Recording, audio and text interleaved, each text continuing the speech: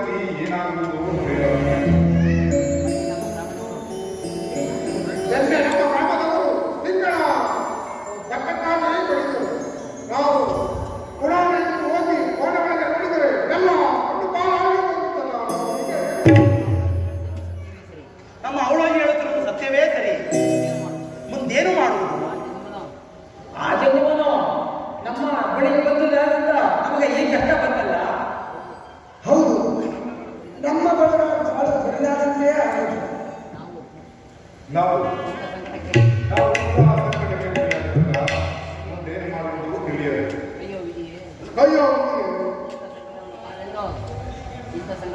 ಅಯ್ಯೋ ಇಂಥ ಸಂಕಟವನ್ನು ಕೇಳಬೇಕು. ನಾವು ಕಾಣಲ್ಲ. ಎಲ್ಲಾದರೂ ಹೋಗಿ ಒಂದು ಶಾಸ್ತ್ರವನ್ನು ಕೇಳಬೇಕು.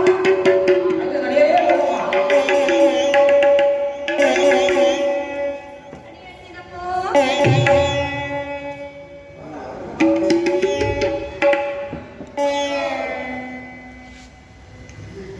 ನಮ್ಮ ಕರ್ಮಜಮ್ಮ ನಮ್ಮ ಬಾಳಿನ ಭವಿಷ್ಯವನ್ನು ತಿಳಿಸಬೇಕೆಂದು ಬೇಡಿಕೊಳ್ಳುವನಮ್ಮ. ಅಯ್ಯ, ಹಾಗಾದ್ರೆ ನಿಮ್ಮ ಹೆಸರನ್ನು ತಿಳಿಸ್ಕೊಳ್ತಾರಾಗಿ. ಬೆಟ್ಟೋಜಿ, ಮುತ್ತೋಜಿ, ಬ್ಯಾನೋಜಿ, ಅವಳೋಜಿ, ರತ್ನೋಜಿ ಎಂದು ನಮ್ಮ ನಾಮಾಗಿದ್ದವು.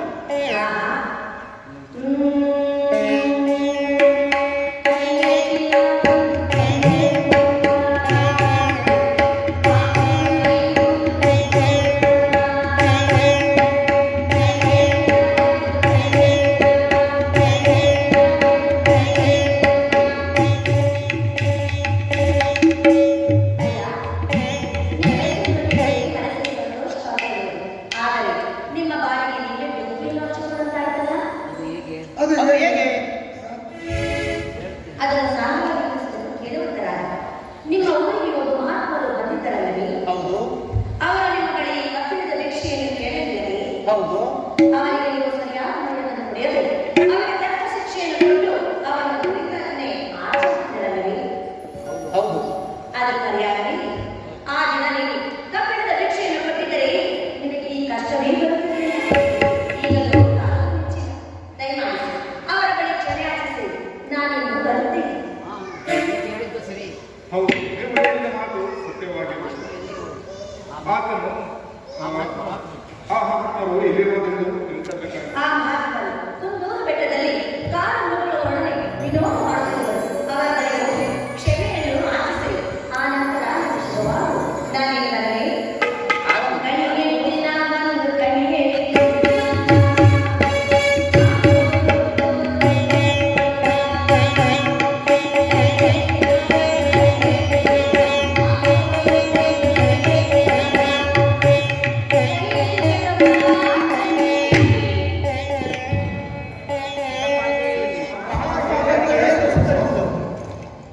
ಏನು ಗುರುಗಳೇ, ಈಗ ಬಂದು ನಮಸ್ಕರಿಸುತ್ತಿರುವಿರೋ? ನಿಮ್ಮ ಅಹಂಕಾರಗಳು ಹಾಳಾಯಿತೆ. ಅರಿವೇಕೆಗಳೇ, ನಿಮ್ಮನ್ನು ಕ್ಷಮಿಸಲು ಸಾಧ್ಯವಿಲ್ಲ. ಹೊರಡಿ. ಪ್ರಭು ಪ್ರಭು, ನಮ್ಮನ್ನು ಅಪರಾಧವನ್ನು ನಿರ್ಮಿಸಿ ಕಾಪಾಡಬೇಕೆಂದು ಬೇಡಿಕೊಳ್ಳುವುದು. ಪ್ರಭು, ನಾವು ಕೊಟ್ಟ ಹಿಂಸೆಯನ್ನು ನೆನಪಿನಿಟ್ಟುಕೊಳ್ಳದೆ ನಮ್ಮನ್ನು ಕಾಪಾಡಬೇಕೆಂದು ಬೇಡಿಕೊಳ್ಳುವೆವು. ನೀವು ನಮಗೆ ಕೊಟ್ಟ ಕಷ್ಟಗಳನ್ನು ನೆನೆಸಿಕೊಂಡರೆ ಕೋಪ ಬರುವುದಲ್ಲದೆ ಶಾಂತಿಯನ್ನು ತೋರದು. ಕ್ಷಮಿಸಿದ್ದೇನೆ. ಹೊರಡಿ. ನಮ್ಮ ಗುರುಗಳ ಆಶೀರ್ವಾದವನ್ನು ಪಡೆಯೋಣ. ಮಹಾಸ್ವಾಮಿ ಆಗಲು ಕೊಂಬು ಕಾಳೆ ಕೊಂಬು, ಕಾಳೆ, ಈಟಿ, ಮರ್ಜಿ, ನಗಾರಿ ಇನ್ನು ಮುಂತಾದ ವಸ್ತುಗಳನ್ನು ಮಾಡಿಸಿಕೊಳ್ಳಲು ಸಿದ್ಧರಿದ್ದೇನೆ. ನಡೆಯಲಿ ಹೋಗೋಣ.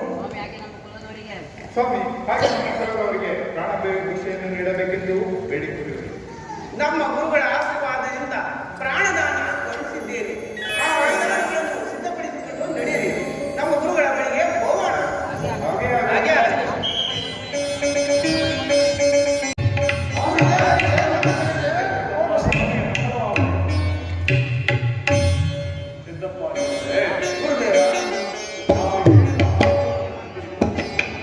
ಪ್ರಭು, ನನಗೆ ತಿಳಿಸಿದ ಆ ವಸ್ತು ಎಲ್ಲವನ್ನು ಸಿದ್ಧಪಡಿಸಿಕೊಂಡು ತಂದಿರುವುದು ಪ್ರಭು.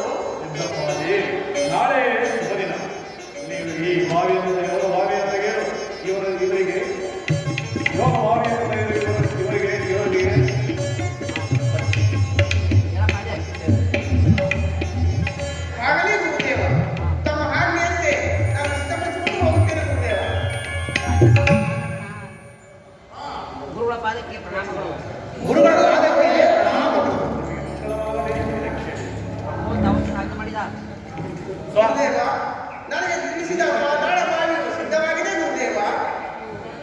ಅಯ್ಯ ಸಿದ್ದಪ್ಪಾಜಿ, ಇವರು ಆ ಯೋಗ ಬಾಯಿಯನ್ನು ತೆಗೆದಕ್ಕೋಸ್ಕರ ಕಷ್ಟಪಟ್ಟಿದ್ದಕ್ಕೋಸ್ಕರ ಇವರಿಗೆ ವೃತ್ತಿ ಸೇವೆಯನ್ನು ಮಾಡಬೇಕು.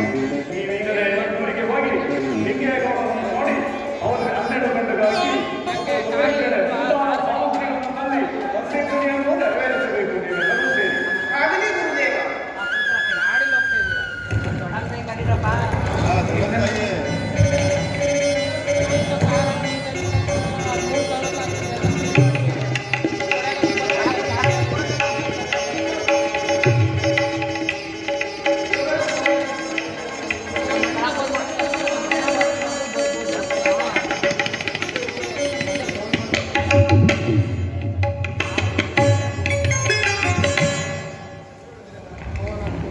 ಬೀಳ್ತೀಯ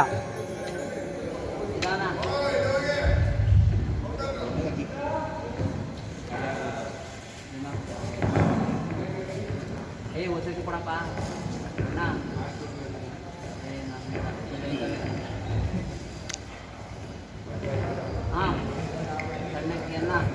ಸಣ್ಣಗಿಯನ್ನ ಸರಳಿನ ತೂಕದಲ್ಲಿ ಊಟ ಮಾಡ್ತಾ ನಾವು ಈ ಪರಿಸ್ಥಿತಿ ಗೊತ್ತಲ್ಲ. ನಾವುಗಳು ಈ ಪಂಕ್ತಿಯಲ್ಲಿ ಕುಳಿತು ತಪ್ಪು ಮಾಡಿದ್ವಿ ಎಂದು ಎನ್ನುತ್ತಿದೆಯಲ್ಲ. ನಾವಿಂದಿನ ಕಾಲದಲ್ಲಿ ಊಟ ಉಪಚಾರದಿಂದ ಸಂತುಷ್ಟರಾಗಿದ್ದರು. ಇಂಥವರಿಗೆ ಈ ಊಟ ಬೇಡಪ್ಪ ನನಗೆ. ಈ ಭೋಜನಕ್ಕೆ ನೀವೇ ಕುಳಿತುಕೊಂಡಿರಿ. ಇದನ್ನು ತಿನ್ನಲು ನನ್ನಿಂದಲೂ ಸಾಧ್ಯವಿಲ್ಲ. ನಡೆಯಲಿ, ಹೋಗೋಣ. ನಮ್ಮ ಇಂದಿನ ಕಾಲದಿಂದ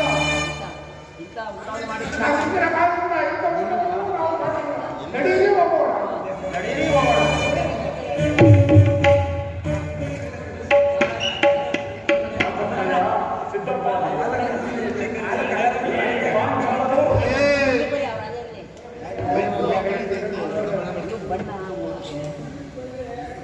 ಈ ಪಾಂಚಾಲರು ಪಂಕ್ತಿ ಸೇವೆಯನ್ನು ಮಾಡದೇ ಹೋದವಲ್ಲ. ತಪ್ಪಿಗೆ ಈ ಪಾಂಚಾಲರು ಈ ಪಂಕ್ತಿ ಸೇವೆ ತಪ್ಪಿಗೆ ಅವರಿಗೆ ಶಾಪವನ್ನು ಕೊಡುತ್ತೇವೆ. ಮುಂದೆ ಅವರು ಎಷ್ಟೇ ಸಂಪಾದಿಸಿದರು ಸಾಯಂಕಾಲಕ್ಕೆ ಲಯ ಹಾಕಿ ಮತ್ತು ಅವರು ಊರಿನೊಂದು ಅವರು ಬಹಳ ಕಷ್ಟಪಟ್ಟು ಇದೇ ನಾನು ಮಾಡುವ ಶಾಪ, ಇದೇ ನಾನು ಮಾಡುವ ಶಾಪ. ಈ ಗುಣಾತ್ಮರಾದ ಪಾಂಚಾಲರು ಪಂಕ್ತಿಯನ್ನು ಬಿಟ್ಟು ಹೋದ ತಪ್ಪಿಗಾಗಿ ಶಾಪಗ್ರಸ್ತರಾದರಲ್ಲ. ನಮ್ಮ ಕುಲದವರೆಲ್ಲರೂ ಅನ್ಯಾಯವಾಗಿ ಶಾಪಗ್ರಸ್ತರಾದರಲ್ಲ.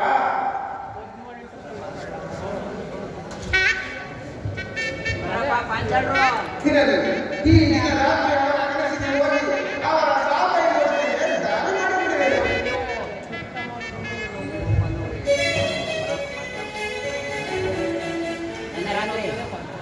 ನಿನ್ನೆ ರಾತ್ರಿ ನನ್ನ ಆಶ್ಚರ್ಯಕರವಾದ ಕನಸನ್ನು ಕಂಡಿಲ್ಲ. ಬೆಟ್ಟೋಜಿ ಅದೆಂತ ಕನಸು? ಎಳೆ ಪಾಂಚಾಳರೇ, ನೀವು ಪಂಕ್ತಿಯನ್ನು ಅರ್ಥಕ್ಕೆ ಬಿಟ್ಟು ಬಂದರಿಂದ ನಮ್ಮ ಗುರುಗಳು ನಿಮಗೆ ಶಾಪವನ್ನು ಕೊಟ್ಟಿರುವರು. ಅವರ ಬಳಿಗೆ ಹೋಗಿ ನಾವು ನಿಮಗೆ ಒಕ್ಕಲಾಗುತ್ತವೆಂದು ಬೇಡಿಕೊಳ್ಳಿರಿ ಎಂದು ಹೇಳಿದಂತೆ ಆಯಿತು. ಮುಂದೆ ನಮ್ಮ ಗತಿಯೇನು? ಸರಿ, ಹಾಗಾದರೆ ನಾವೆಲ್ಲರೂ ಸೇರಿ ಆ ಮಹಾಸ್ವಾಮಿಯ ಬಳಿ ಹೋಗೋಣ. ನಡೆಯಲಿ, ಹೋಗೋಣ. ನಡೀರಿ, ಹೋಗೋಣ. ಕೈ ಕೊಡಪ್ಪ, ನಮ್ಮ ಮನೆ ಕೊಡಪ್ಪ.